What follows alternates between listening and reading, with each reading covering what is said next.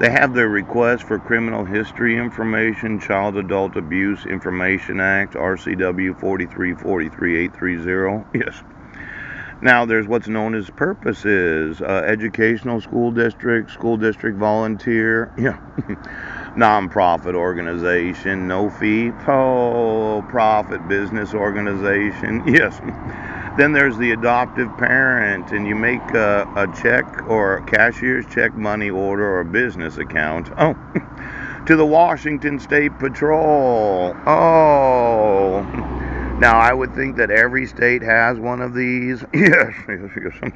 Could you get me the actual payments for the last 30 years to every state patrol that received a cashier's check? Yes.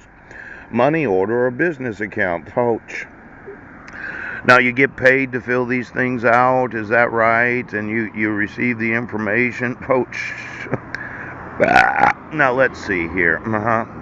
Applicant of inquiry. Yes, please provide as much information as possible. Name, date of birth are mandatory. Then you have the client's name. Yes. Oh, applicant's name. Yes.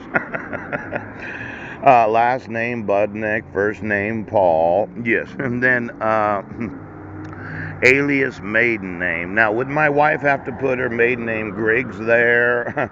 I'm sure you did a background check on her when she got her job in a school district.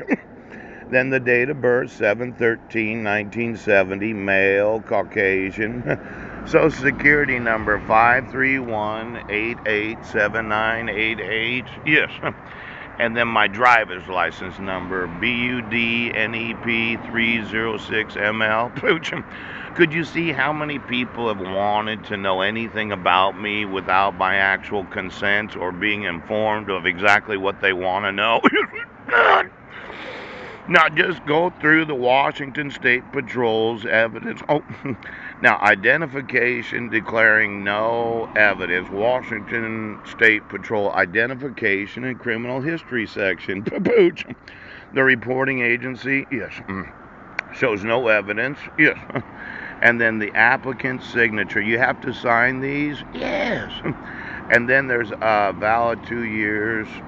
You have some sort of stamp that you use at the Washington State Patrol? Yes. Then the applicant right thumbprint. Pooch. Get me those thumbprints. Why don't you do that? Because the fingerprints, I mean, there seems to be this problem. Give me every employee of the Washington State Patrol and every fucking one of these documents right now. And I want to know how many people wanted to know why it is right now. Now, you're obstructing my rights, and the State Patrol says we have no obligation to enforce the rights of an individual known as Paul C. Budnick.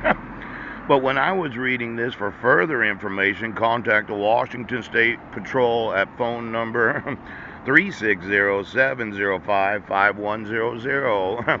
Why don't some citizens of the state of Washington call their state patrol and ask it why they don't enforce the civil rights of American citizens? Why don't you do that? Okay, why don't you do that? Now, the Child Abuse Record Search Guidelines. Well, everybody has to have one of these forms filled out, don't they? Yes. These RCWs 4343830, I mean, you don't have to enforce the RCWs for issuance of a court order. But these are RCW forms that have to be filled out according to the actual laws of the state of Washington. Now, searches can be conducted only on prospective employees, volunteers, or adoptive parents.